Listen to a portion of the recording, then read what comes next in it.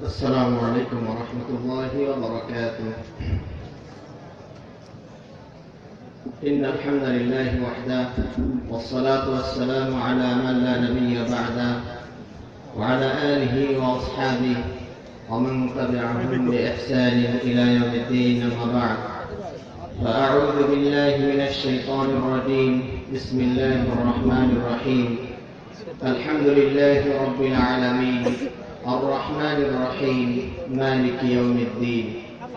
وقال تعالى: قل أعوذ برب الناس، ملك الناس، إله الناس. عن عبادة بن الصامت رضي الله تعالى عنه قال: قال رسول الله صلى الله عليه وسلم: من شهد أن لا إله إلا الله وحده لا شريك له، وأن محمدا عبده ورسوله، وأن عيسى عبد الله ورسوله، وكلمته ألقاها إلى مريم وروح منه، والجنة حق والنار حق، أدخله الله الجنة على ما كان من العمل. متفق عليه. الحمد لله. সমস্ত প্রশংসা, যাবতীয় গুণগান মহান আল্লাহ সুবহানাহু ওয়া তাআলার জন্য, যিনি একক, অদ্বিতীয়, সব কিছুর যিনি স্রষ্টা, সব কিছুর যিনি মালিক, এবং সব কিছু যিনি একাই নিয়ন্ত্রণ করেন, যিনি হচ্ছেন আলিমুল গায়ব, যিনি হচ্ছেন সব কিছু, সব প্রাণীর রিজিক দাতা, সে আল্লাহ সুবহানাহু ওয়া তাআলা প্রশংসা জ্ঞাপন করছি। আলহামদুলিল্লাহ। অতঃপর অসংখ্য, অগণিত, অজস্র সালাত ও সালাম, শান্তি ধারা বর্ষিত হোক আমাদের প্রিয় নবী, বিশ্ব নবী, সর্বশেষ ও সর্বশ্রেষ্ঠ নবী, নবী মুহাম্মদ রাসূলুল্লাহ সাল্লাল্লাহু আলাইহি ওয়াসাল্লামের প্রতি। যে নবী সাল্লাল্লাহু আলাইহি ওয়াসাল্লাম মক্কার জীবনে 13টি বছর তাওহীদের দাওয়াত দিয়েছেন, যে নবী তায়েফের ময়দানে তাওহীদের দাওয়াত দিতে গিয়ে মার খেয়েছেন, যে নবী তাওহীদকে প্রতিষ্ঠা করার জন্য উহুদের ময়দানে ক্ষতবিক্ষত হয়েছেন, সে মহামানবের উপর শান্তি ধারা বর্ষিত হোক। আমরা সবাই বলি আল্লাহুম্মা সাল্লি আলাইহি, আল্লাহুম্মা বারিক আলাইহি। সম্মানিত দিনী ভাই সকল, আজকের অধিবেশনে আমাকে যে বিষয় দেওয়া হয়েছে সেটি হচ্ছে তাওহীদের গুরুত্ব এবং তাওহীদ পরিপন্থীদের ভয়াবহ পরিণতি। আপনারা জানেন, তাওহীদ এটা আরবি শব্দ, যার অর্থ হচ্ছে একত্ববাদ। ওয়াহদাা ইউওয়াহিদু তাওহীদান তথা আফরাদা ইউফরিদু ইফরাদান। তাওহীদ এর সংজ্ঞা হচ্ছে, ইবনে উতাইমিন রাহিমাহুল্লাহ তিনি সংক্ষিপ্ত এবং সুন্দরভাবে এর একটি সংজ্ঞা তুলে ধরেছেন: ইফরাদুল্লাহি তাআলা বিমা ইয়াখতাসসু বিহি। আল্লাহ যে সকল গুণে গুণান্বিত, যে সকল বিষয়ে তিনি বিশেষিত, সেই সকল বিষয়গুলো আল্লাহর জন্যই সাব্যস্ত করা, এটাকেই বলা হয় তাওহীদ।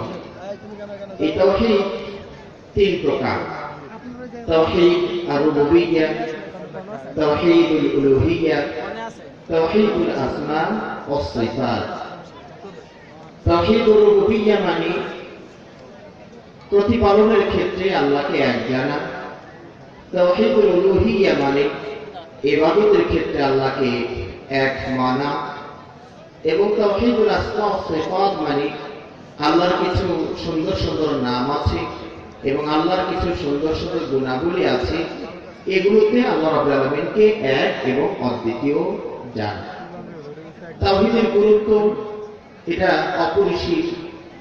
তাওহীদের জন্যই সকল সৃষ্টি হয়েছে। আল্লাহ রাব্বুল আলামিন পবিত্র কোরআনে সূরাতুল যারিয়াত এর 57 নম্বর আয়াতে বলছেন: আমা খালাকুল জিন্না ওয়াল ইনসা ইল্লা লিয়াবুদুন, আমি মানুষ এবং জিনকে সৃষ্টি করেছি শুধুমাত্র এক আল্লাহর ইবাদত করার জন্য, তথা তাওহীদকে বাস্তবায়ন করার জন্যই আল্লাহ রাব্বুল আলামিন মানুষ এবং জিনকে সৃষ্টি করেছেন। এবং এই তাওহীদের জন্যই আল্লাহ রাব্বুল আলামিন যুগ যুগ ধরে নবী এবং রাসূলকে পাঠিয়েছেন। আল্লাহ রাব্বুল আলামিন পবিত্র কোরআনে বলছেন, ওয়ালাকাদ বা'আথনা ফী কুল্লি উম্মাতির রাসূলা আন ই'বুদুল্লাহা ওয়াজতানিবুত তাগুত, আমি যুগে যুগে নবী এবং রাসূল পাঠিয়েছি এই মর্মে যে তারা এক আল্লাহর ইবাদত করবে এবং আল্লাহদ্রোহী আল্লাহ বিরোধী আকীদা যারা পোষণ করে তাদেরকে তাগুতকে বর্জন করবে। এই তাওহীদকে প্রতিষ্ঠা করার জন্যই আল্লাহ রাব্বুল আলামিন যুগে যুগে আসমানি কিতাব পাঠিয়েছেন। আল্লাহ রাব্বুল আলামিন বলেন, আলিফ লাম রা কিতাবুন উহকিমাত আয়াতুহু সুম্মা ফুসসিলাত মিন লাদুন হাকীমিন খাবীর আল্লা তা'বুদু ইল্লা ইয়্যা। আল্লাহ রাব্বুল আলামিন বলছেন, যুগে যুগে যে আসমানি কিতাব আল্লাহ পাঠিয়েছেন, আয়াতের সার কথা বলছি, আল্লাহ রাব্বুল আলামিন যুগে যুগে যে আসমানি কিতাব পাঠিয়েছেন, কেন? এই মর্মে যে তারা এক আল্লাহ ছাড়া আর কারো ইবাদত বন্দেগী করবে না। সম্মানিত দিনী ভাই, আমরা যখন রূহের জগতে ছিলাম তখন আল্লাহ রাব্বুল আলামিন আমাদের কাছ থেকে তাওহীদের প্রতিশ্রুতি নিয়েছেন। আল্লাহ রাব্বুল আলামিন আমাদেরকে সম্বোধন করে প্রশ্ন করেছিলেন, জিজ্ঞেস করেছিলেন, আলাস্তু বিরাব্বিকুম, আমি কি তোমাদের রব নই? আমরা কিন্তু তখন সবাই তাওহীদের স্বীকৃতি প্রদান করেছিলাম এবং বলেছিলাম, বালা, অবশ্যই আপনি আমাদের একমাত্র পালনকর্তা। আমরা যখন দুনিয়াতে ভূমিষ্ঠ হলাম তখনও তাওহীদ নিয়ে ভূমিষ্ঠ হয়েছি। আল্লাহ নবী সাল্লাল্লাহু আলাইহি ওয়াসাল্লাম বলেন, কুল্লু মাউলুদিন ইউলাদু আলাল ফিতরা ইল্লা আন্না আবাওয়াহু ইউহাউদানিহি আও ইউনাসসিরানিহি আও ইউমাজ্জিসানিহি, প্রতিটি নবজাতক সন্তান জন্মগ্রহণ করে তাওহীদের উপরে, ফিতরা তথা তাওহীদের উপরে তারা জন্মগ্রহণ করে, কিন্তু তার বাবা মা তাকে শিরকে নিমজ্জিত করে, তার বাবা মা তাকে ইহুদ বানায়, খ্রিস্টান বানায়, অগ্নি পূজক, তাওহীদ থেকে তাদেরকে বিচ্যুত করে। এই নবজাতক যখন আমরা দুনিয়াতে আসলাম, আমাদের নামের ব্যাপারেও তাওহীদের সাথে যুক্ত করা নামটাকে সবচেয়ে বেশি পছন্দ করা হয়েছে। আল্লাহ রাব্বুল আলামিনের কাছে সবচেয়ে প্রিয় নাম হচ্ছে ইন্না আহাব্বাল আসমা ইলাল্লাহ আব্দুল্লাহ ওয়া আব্দুর রহমান, আল্লাহর বান্দা, রহমানের বান্দা। এইরকম ভাবে তাওহীদি নামে নামকরণ করাটাকে আল্লাহ রাব্বুল আলামিনের কাছে সবচেয়ে প্রিয় বলে উল্লেখ করা হয়েছে। এই নবজাতক শিশুকে নিয়ে আমাদের যত আয়োজন সব তাওহীদের উপর কেন্দ্র করে হয়ে থাকবে। যখন আমরা আকিকা দিব তখন আমরা কি বলি? বিসমিল্লাহি আল্লাহু আকবার। এখানে আমরা তাওহীদের ঘোষণা দিলাম। এইভাবে সারাটা জীবন অতিবাহিত হবে তাওহীদের উপরেই। জীবন যখন শেষ হয়ে যাবে, হায়াত যখন চলে যাবে, আমাদের পরিসমাপ্তিটাও যেন তাওহীদের উপরেই হয়। আমরা যখন সালাত পড়ি আল্লাহু আকবার দিয়ে শুরু করি, তার মানে তাওহীদের কথা, আল্লাহ সবার বড়। আমরা যখন আযান দিই তখন আমরা তাওহীদের ঘোষণা করি, আল্লাহু আকবার, আল্লাহু আকবার, আল্লাহ সবার বড়, আল্লাহ সবার বড়। আমরা যখন ইকামত দিলাম আবার সেই তাওহীদের ঘোষণাই করি, আল্লাহু আকবার, আল্লাহু আকবার। এভাবে সারাটা জীবন তাওহীদের উপরেই পরিচালিত হবে। যখন আমরা দুনিয়া থেকে বিদায় হয়ে যাব, সেই তাওহীদ নিয়ে এখান থেকে বের হতে হবে, না হলে পরিণতি খুবই মারাত্মক, ভয়াবহ, খারাপ হবে। আল্লাহ নবী সাল্লাল্লাহু আলাইহি ওয়াসাল্লাম বলেন, মান কানা আখির কওলিহি লা ইলাহা ইল্লাল্লাহ দাখালাল জান্নাহ, যে ব্যক্তির সর্বশেষ কথা হবে আল্লাহ ছাড়া সত্য কোনো ইলাহ নেই, মাবুদ নেই, সে ব্যক্তি জান্নাতে যাবে।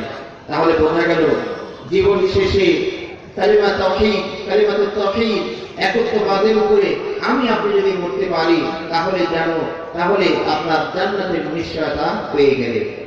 যখন আপনি কবর নামক হলে প্রবেশ করলেন, সেখানেও তাওহীদের ইন্টারভিউ হবে। আপনারা জানেন 3টি প্রশ্ন করা হবে। প্রথম প্রশ্নটা হচ্ছে তাওহীদ, মান রব্বুকা, তোমার পালনকর্তা কে ছিলেন, তোমার রব কে, পালনকর্তা কে। তখন আমরা যদি বলতে পারি রব্বি আল্লাহ, আমার রব আল্লাহ, তাহলে আমরা পাস করতে পারবো। জান্নাতের বিছানা বিছিয়ে দেওয়া হবে, জান্নাতের পোশাক পরিয়ে দেওয়া হবে, জান্নাত থেকে সুরুন পেটে দেওয়া হবে, সেখান থেকে আলো বাতাস, সুবাতাস, সুগন্ধ আসতে থাকবে। আজকে মানুষ কিভাবে ভ্রান্ত হচ্ছে খেয়াল করে দেখুন। কবরের ভিতরেও তাওহীদের নকল শুরু হয়ে গিয়েছে। তার মানে কবরের ভিতরেও তাওহীদের নকল সরবরাহ করা হচ্ছে। কোন কোন পীর সাহেব তাদের মুরিদ মারা গেলে ওই 3টা প্রশ্ন এবং উত্তর লিখে বুকের উপরে কাপড়ের কাপড় উপরে কষ্টে মেরে তারপরে পাঠানো হয়, যে ফেরেশতারা যদি মুনকার নাকি জিজ্ঞেস করে তো আর তোকে দেখে নিয়ে উত্তরটা দিয়ে দিও। যদি জিজ্ঞেস করে মান রব্বুকা, তো আস্তে করে দেখে নিয়ে বলবে রব্বি আল্লাহ। তো সেখানেও মানে নকলের ব্যবস্থা করা হয়েছে। আর একজন সাধারণ মানুষ আমাকে ব্যাখ্যা করে বলছেন, ওস্তাদ ও তো আরো বেশি মার খাবে। কেন? ওরা তো নকল সহ বলে গেছে, তাহলে আরো মার বেশি করে খাবে। তাহলে দেখুন তাওহীদের নকল কবরেও শুরু করেছে পীর সাহেবেরা। আল্লাহ আমাদের তাদের হাত থেকে রক্ষা করুন বলে আমিন। এবার যখন আপনি কবর থেকে উঠবেন, সেই তাওহীদ নিয়ে উঠতে হবে। মিজানের পাল্লায় দাঁড়াবেন, তাওহীদ যদি থাকে ভারী হবে, তাওহীদ না থাকলে মিজানের পাল্লা হালকা হয়ে যাবে। আল্লাহ নবী সাল্লাল্লাহু আলাইহি ওয়াসাল্লাম হাদিসে বলেন, জনৈক ব্যক্তি তার পাপের কোনো শেষ থাকবে না, তার সামনে 99টা বিশাল বিশাল খাতা, দফতর, ভলিউম তার সামনে উপস্থাপন করা হবে। এক একটা খাতার দৈর্ঘ্য প্রস্থ কত হবে আল্লাহই জানেন। বলেছেন মাত্তাল বসর, চোখের পলক যতদূর যায়, এক একটা খাতা প্রস্থই হচ্ছে এইরকম, দৈর্ঘ্য আর প্রস্থ মিলে কত বড় হবে। তাকে বলা হবে যে এই যে গুনার কাজ তুমি করেছো, এ কি সবই তোমার? বলতে হ্যাঁ আল্লাহ, সবই আমার কৃতকর্ম। এখানে কি আমার ফেরেশতারা তোমার প্রতি কোনো জুলুম করেছে? না, আল্লাহ কোনো জুলুম করেনি। তোমার কি কোনো ভালো কাজ আছে? তাহলে আমার মনে পড়ে না। যা করেছি পাপই আমার এখানে মনে পড়ে, ভালো কিছু করেছি কোনোদিন মনে পড়ে না। আল্লাহ রাব্বুল আলামিন তখন বলবেন বান্দাকে, বান্দা তুমি ভুলে যেতে পারো তোমার আমলের কথা, কিন্তু আমি আল্লাহ ভুলে যাইনি। কোন একদিন তুমি এই তাওহীদের কথা ভালোভাবে হৃদয়ের অন্তঃস্থল থেকে উচ্চারণ করেছিলে, সেই আমলটা আমাদের খাতার ভিতরে আছে। সুবহানাল্লাহ ওয়া বিহামদিহি, সুবহানাল্লাহ আযীম। আল্লাহ রাব্বুল আলামিন এরকম ছোট্ট একটা ত্রিভুজ দিয়ে বলবেন যে এটা নিয়ে তুমি দাঁড়িপাল্লার কাছে আসো। তো লোকটা বলবে আল্লাহ, কোথায় 99টা ভলিউম পাহাড়ের মতো যার ওজন, তার মোকাবেলায় এই ছোট্ট একটা ত্রিভুজ নিয়ে মিজানের পাল্লার ওখানে কাছে দিয়ে কি করবো আমি? আল্লাহ রাব্বুল আলামিন বলবেন তুমি চিন্তা করো না, তুমি ওখানে আসো। সুবহানাল্লাহ। এই 99টা ভলিউম একদিকে, আর কালিমা তাওহীদ, তাওহীদের কথা আর একদিকে, দেখা যাবে সেই তাওহীদের পাল্লাই ভারী হয়ে গেল। সুবহানাল্লাহ। তাওহীদের সাথে কোনো কিছুই ওজনে মিলবে না। তাওহীদ দিকে আর আরেকদিকে গোটা আসমান জমিনও যদি দিয়ে দেন, তবুও তাওহীদের পাল্লাই ভারী হবে। এই যে মিজানের পাল্লা ভারী হয়ে গেল, আমলনামা আসবে ডান হাতে। তাহলে তাওহীদ যদি ঠিক থাকে আমলনামা ডান হাতে, তাওহীদ ঠিক নাই আমলনামা আসবে বাম হাতে। এবার যখন পুলসিরাত পার হতে যাবেন, কিসের উপর ভিত্তি করে পুলসিরাত পার হবে? তাওহীদ যদি থাকে পুলসিরাত পার হতে পারবেন। সম্মানিত ভাইরা, এই পুলসিরাত কত বড়, কত ভয়াবহ জায়গা। আল্লাহ নবী সাল্লাল্লাহু আলাইহি ওয়াসাল্লাম হাদিস থেকে বোঝা যায়, আহাদ্দু মিনাস সাইফ, এই পুলসিরাত হচ্ছে তলোয়ারের চেয়েও বেশি ধারালো। ওয়া আদাক্কু মিনাশ শা'র, চুলের চেয়েও চিকন। নিচে দাও দাও করে আগুন জ্বলছে। কোন আগুন সেটা? জাহান্নামের আগুন, যা 1970 গুণ তেজ বেশি। রাস্তাটা হবে অত্যধিক মারাত্মক পিচ্ছিল। আপনারা এঁটেল মাটি দিয়ে মাঝে মাঝে হেঁটে দেখবেন, পা রাখা যায় না। এর চেয়ে মারাত্মক পিচ্ছিল জায়গা হবে ওই পুলসিরাতের রাস্তা, মানে ওঠার যে রাস্তাগুলো। এবং সেখানে রয়েছে অন্ধকার আর অন্ধকার। বিপদ কতগুলো খেয়াল করে দেখেছেন? প্রথমত ব্রিজটা হচ্ছে খুবই সরু, মানে এত সরু কোন ব্রিজ হলে পরে আপনার আমার কল্পনাও আসতে পারে না। চুলের চেয়েও চিকন, সবার মাথায় গাড়িতে চুল আছে, একটু ঘুরে দেখুন। এই যে এইটা হচ্ছে ফুলসিরাতের ব্রিজ। এটা কোনো ব্রিজ হয়? সুবহানাল্লাহ, এটা তো যমুনা সেতু নয়, যেদিকে দুটো গাড়ি আসবে ওদিকে দুটো গাড়ি যাবে, পাশে আবার ট্রেনও দৌড়াদৌড়ি করতে পারবে, এইরকম তো ব্রিজ নয়। চুলের চেয়েও চিকন, ধারালো তলোয়ারের চেয়েও ধারালো, নিচে দাও দাও করে আগুন জ্বলছে। আমরা যারা বন্যা প্লাবিত এলাকায় বসবাস করি, সিরাজগঞ্জ, টাঙ্গাইল, এইসব এলাকায় দেখা যায় হঠাৎ করে বন্যা এসে গেলে এক বাড়ি থেকে আরেক বাড়ি যাওয়ার জন্য বাঁশের সাঁকো বা বাঁশের সেতু আমরা নির্মাণ করি, পাশে ধরার জায়গাও থাকে। এর উপরে হাঁটতে গেলেও আমরা অনেক সময় থরথর করে কাঁপি, পড়ে যাই কিনা। আর পড়লেও তো সমস্যা নাই, টাঙ্গাইল সিরাজগঞ্জের মানুষ পড়ে গেলেও সমস্যা নাই, কারণ নিচে পানি আর সাঁতার তো জানি, পড়লেও সমস্যা নাই। কিন্তু জাহান্নামের এই ব্রিজটা কত ভয়াবহ ব্রিজ, এই ব্রিজ দিয়ে পার হতে হবে। কি দিয়ে পার হবেন? অনেকেই হয়তো বা জাহাজের অপেক্ষায় আছে, মানে অফার তো দেওয়াই আছে। বড় বড় ওলিয়া উলিয়া গাউস কুতুব জাহাজ নিয়ে আসবে, সেই জাহাজে পার হওয়ার চিন্তা ভাবনায় গভীর ঘুম তারা দিয়েছেন। এগুলো সবই প্রহসন, এগুলো সবই প্রতারণা। এখানে বিকল্প কোনো ব্যবস্থা নাই, কোনো জাহাজ এখানে আসতে পারবে না। আচ্ছা বলুন তো, জাহান্নামের উপর দিয়ে কোন জাহাজটা চলবে? ওটা যদি কাঠ দিয়ে বানিয়ে নিয়ে আসে পীর সাহেবরা, তো জ্বলে পড়ে ছারখার হয়ে যাবে। আর ওটা যদি লোহা ইস্পাত দিয়ে বানিয়ে নিয়ে আসে, তো গলে পানি হয়ে যাবে। যিনি রক্ষা করতে আসবেন তিনি আগে মরবেন। সুতরাং এই সকল মানে অসত্য বক্তব্যের প্রতি যেন আমরা আস্থা না রাখি। এখানে বিকল্প কোন রাস্তা নাই।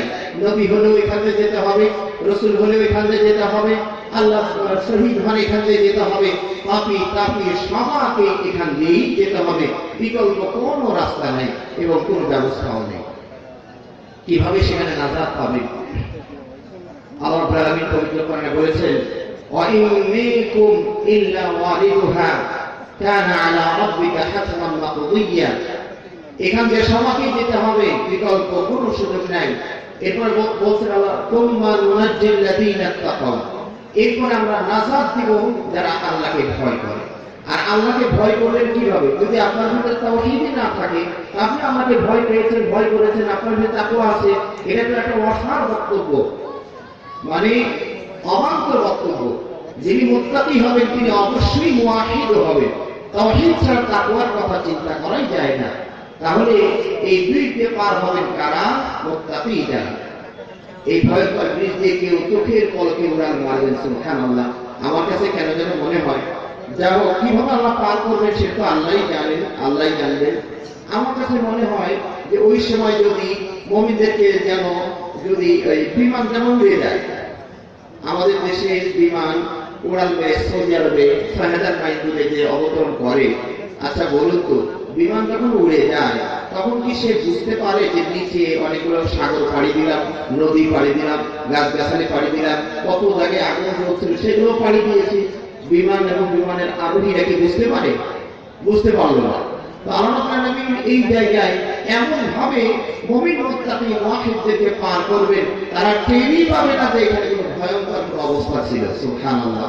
সুতরাং ভাইরা, তাওহীদের পথ থেকে যেন আমরা বিচ্যুত না হই, তাহলে সিরাতের পথে আমরা বিচ্যুত হয়ে যাব।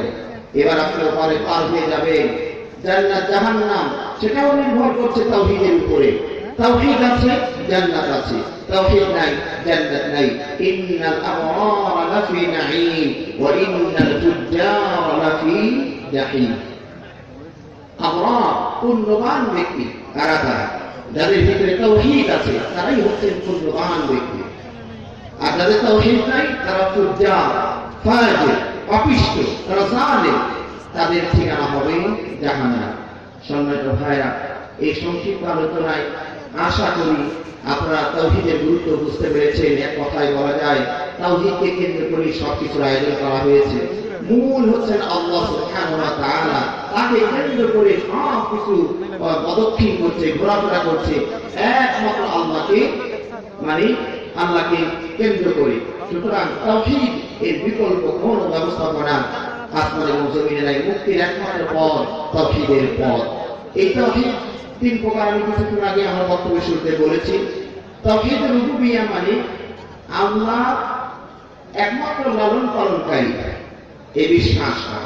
এর মাঝে আবার তিনটি বিষয় আছে। এক নম্বর হচ্ছে আপনাকে বিশ্বাস করতে হবে সব কিছু স্রষ্টা হলেন কে? সবকিছু স্রষ্টা কে? আল্লাহ।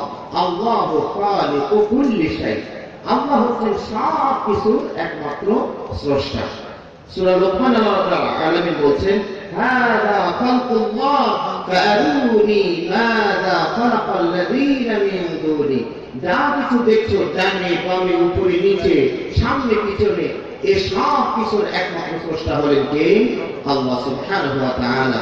সুতরাং আল্লাহ রাব্বুল আলামিন তিনি ভালোটাও সৃষ্টি করেছেন, মন্দটাও সৃষ্টি করেছেন, হালালটাও তিনি সৃষ্টি করেছেন, হারামটাও তিনি সৃষ্টি করেছেন, নবী রাসূলকেও তিনি সৃষ্টি করেছেন এবং শয়তানকেও তিনি সৃষ্টি করেছেন, দুধকেও তিনি সৃষ্টি করেছেন।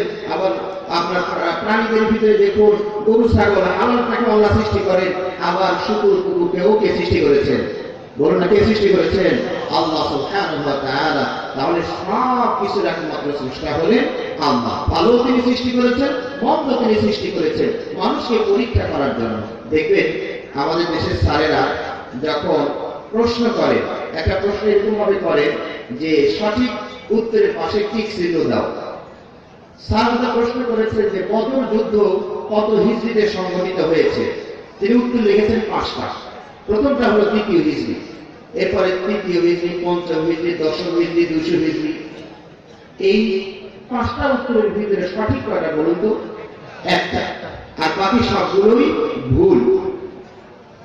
ছাত্র যদি সঠিকভাবে ঠিক ছিল দেয় নগদ 5 মার্ক পাবে, আর যদি ভুলের 4টার কোনো একটা ঠিক ছিল দেয় তো নগদ 5 মার্ক কাটা যাবে। তো ছাত্র যদি একটা ভুলের ঠিক ছিল দেয় 5 মার্ক কাটা যায়। তো এই প্রশ্নের ভিতরে এতগুলো ভুল কে দিয়েছে? স্যারই তো দিয়েছে। প্রশ্নের ভিতরে 4টা ভুল কে দিয়েছেন? স্যারই তো দিলেন। তো স্যারের তো 4 মার্ক কাটা দেওয়ার কথা ছিল, ওরা তো চাকরি টিকার কথা না। এতগুলো ভুল প্রশ্নের ভিতরে দেয়, তোরা তো চাকরি থাকার কথা না। কিন্তু আমরা কি স্যারকে দোষ দেই? আমরা কি স্যারকে দোষ দেই? না, আমরা মনে করি যে স্যার ইচ্ছা করে ভুলটা দিয়েছে যাতে করে ছাত্র সঠিকটা নির্বাচন করে নিতে পারে। তাহলে এইটা যদি এই উদাহরণটা যদি আমরা বুঝতে পারি তাহলে এইটা আমরা বুঝতে পারবো যে আল্লাহ পৃথিবীতে সঠিকটাও দিয়েছেন, ভুলটাও দিয়েছেন। আমি কি বুঝাতে পারছি আপনাদেরকে? আল্লাহ পৃথিবীতে সঠিকটাও দিয়েছেন, ভুলটাও দিয়েছেন। বান্দার সামনে প্রশ্ন আকারে আল্লাহ তুলে ধরেছেন, বান্দা সঠিকটার পাশে ঠিক চিহ্ন দাও। এখন আপনার সামনে একটা চার্ট তুলে দেওয়া হলো। আল্লাহ আপনার কাছে একটা চার্ট তুলে ধরবে। ধরুন একটা চার্টে লেখা আছে মধু, এরপরে মদ, গাঁজা, হিরোইন, ফেন্সিডিল এবং অনেকগুলো তুলে দেওয়া আছে। আপনি যদি মধুতে ঠিক চিহ্ন দেন তাহলে বাংলা হিসাবে পাস করলে।